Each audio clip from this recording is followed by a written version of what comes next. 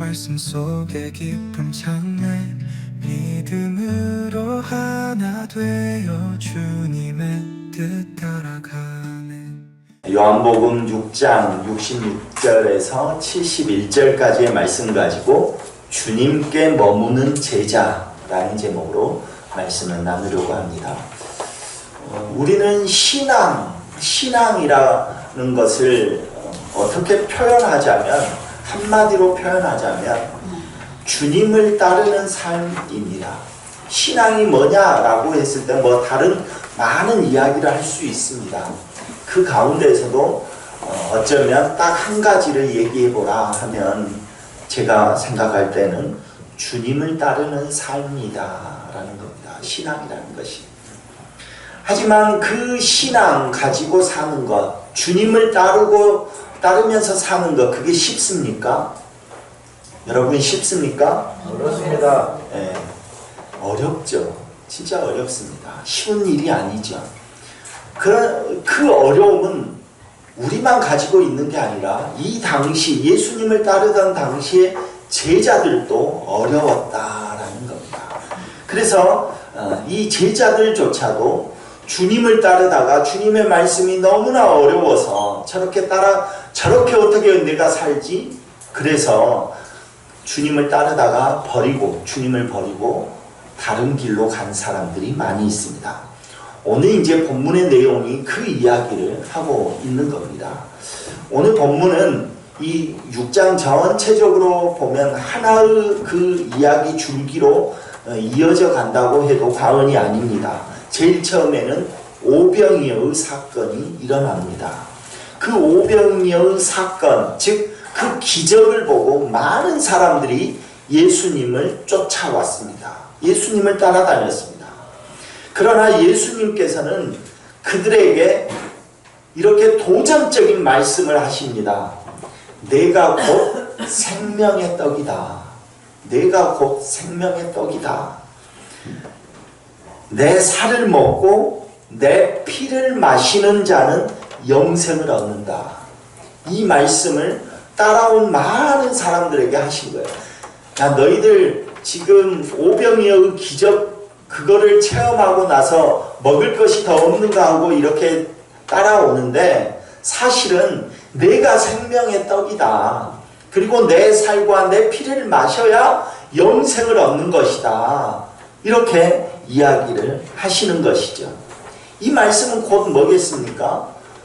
주님의 그 죽으심에 너희들도 동참해라. 나의 죽음에 너희들도 동참하라. 이런 선언을 하는 것이죠. 그리고 자기 자신을 내려놓고 온전히 하나님을 의탁해야 된다. 온전히 하나님을 의지해야 된다라는 요청의 말씀인 것이죠. 그러니까 이 말이 쉽습니까? 어렵죠. 그러니까 많은 사람들이 수군거립니다. 이 말씀 너무 어렵다. 우리가 어떻게 이 말씀을 따라가겠느냐. 너무 어렵다라는 것입니다. 이 어렵다는 의미는 지적인 측면에서 말씀을 이해하기 어렵다는 것이 아니라, 이 어렵다는 것은 도덕적으로 또는 영적으로 불편하다라는 겁니다. 내가 저 말씀을 너무 불편한데 저 말씀 받기가, 이 이야기를 하는 것이죠. 이 말씀은 내 삶의 중심을 지금 흔드는 것입니다. 자기가 살아왔던 그 삶의 과정을 다 송두리째 흔들고 있는 말씀이죠. 그래서 자기를 내려놓으라는 것. 아니 어떻게 나를 내려놔? 내가 살아온 방식이 있는데, 내가 이제까지 살았던 그 방식이 있고 그 방법이 있는데 어떻게 그것을 내가 내려놓나? 너무 불편한데 따라갈 수 없겠어. 이 생각을 하는 거죠. 우리가 성경에 보면 부자 청년이 예수님께 나오죠. 부자 청년이 예수님께 나와서 묻습니다. 주님, 어떻게 해야 내가 영생을 얻습니까? 내가 어떻게 해야 영생을 얻을까요? 질문을 하니까 예수님께서 뭐라 합니까? 야, 너에게 있는 모든 소유 그거 다 팔아라. 너에게 있는 그 모든 소유 다 팔고 그리고 나를 따라라. 나와 함께 가자. 그때 이 부자 청년이 어떻게 합니까? 근심합니다. 어떻게 그렇게 할 수 있지? 내 소유를 팔라고? 내가 이거 모으기 위해서 어떻게 살아왔는데 이걸 팔라고? 라는 거죠. 그래서 근심하며 예수님께서 나를 따르라 했는데 그가 어떻게 합니까? 돌아갑니다. 도저히 따를 수 없겠어. 이렇게 생각한 거죠. 왜 그 많은 제자들이 예수님을 떠나갑니까? 떠나간 이유는 딱 하나입니다. 예수님을 따르면 복을 받고 예수님을 따르면 그 기적으로 먹을 떡이 생기고 예수님을 따르면 마실 물이 생기고 이래야 되는데 그것을 기대했는데 갑자기 예수님이 내 살과 피를 마셔라 하니까 십자가는 내가 질 수 없는데 이렇게 생각하는 거죠. 예수님을 따르면 많은 기적과 은혜를 누려야 되는데 기적과 은혜가 아니라 십자가를 지라고? 그러면 못 따르겠어. 아무리 기적을 많이 행해가지고 나에게 먹을 떡을 아무리 많이 줘도 나 십자가는 못 질 것 같아. 이 생각을 하는 것이죠. 그러니까 믿음이라는 이름을 가지고 우리가 얻고자 하는 것은 축복이지 고난은 아니다는 것입니다. 오늘날도 어쩌면 우리 이 말씀이 오늘날 우리에게도 동일한 것 아닙니까? 우리는 말씀을 듣는 것은 너무나 잘합니다. 그죠? 여러분 말씀을 제가 설교할 때마다 다 아멘 하시잖아요.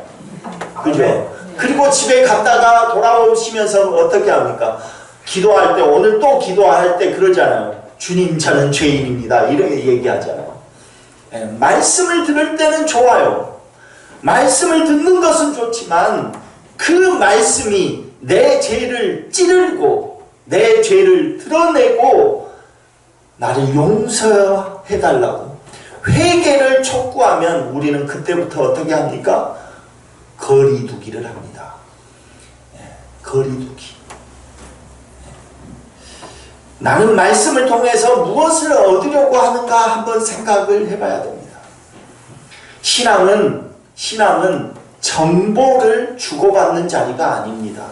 신앙은 정보를 주고받는 자리가 아니라 예수님과의 관계를 맺고 나 자신을 내려놓는 자리라는 것입니다. 아멘. 예수님은 남아있는 제자들에게 묻습니다.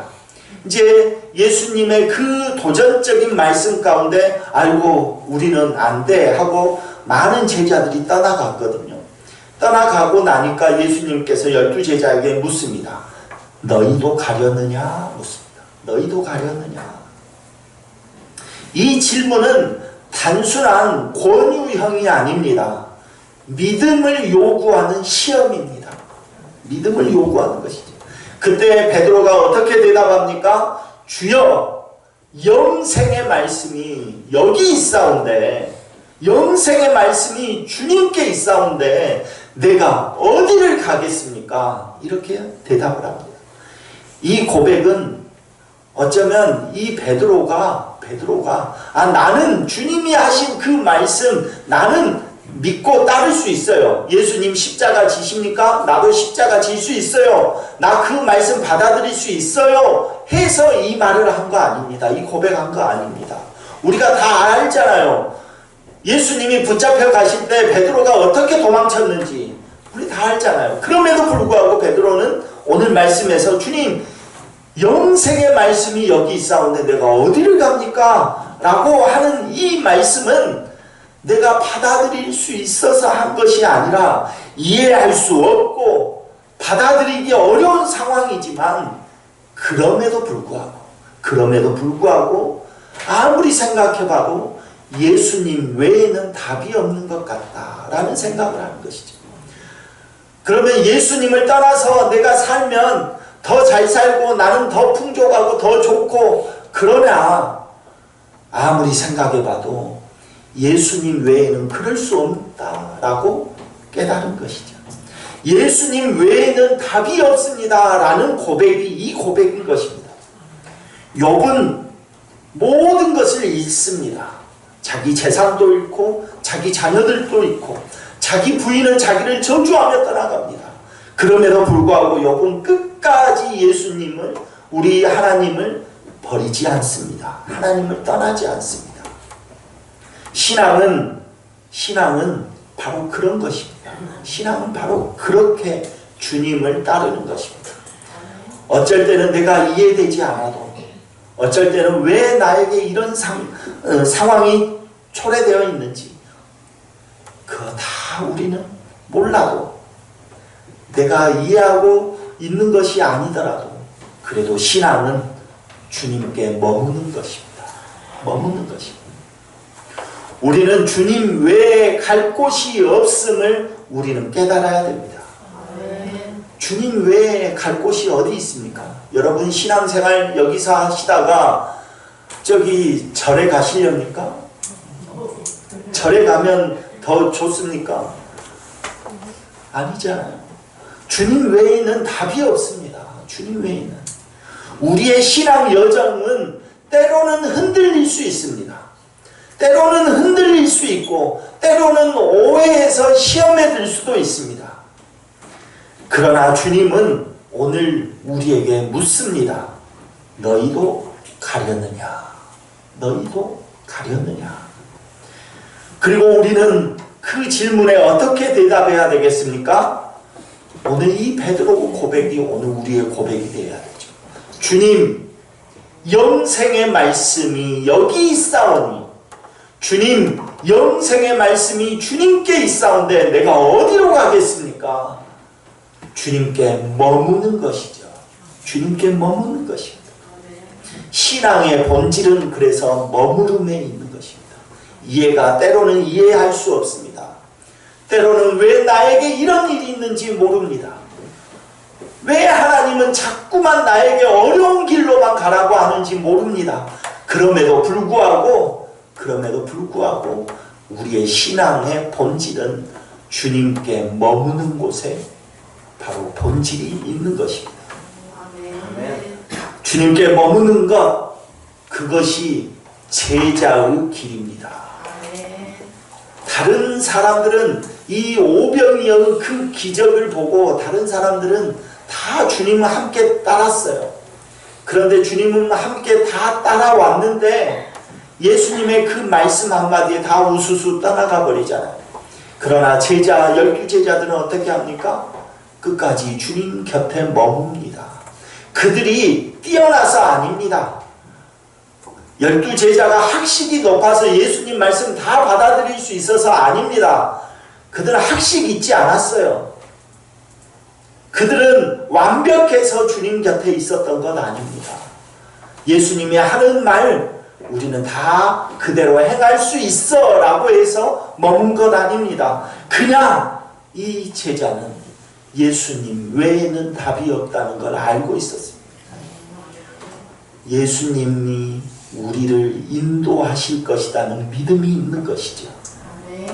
사랑하는 우리 유한의 성도 여러분, 우리 모두가 주님께 머무는 삶, 그것이 제자의 길인 줄로 알고 믿음을 끝까지 붙들고 주님과 동행하는 그런 저와 여러분 되기를 간절히 소망합니다. 아멘.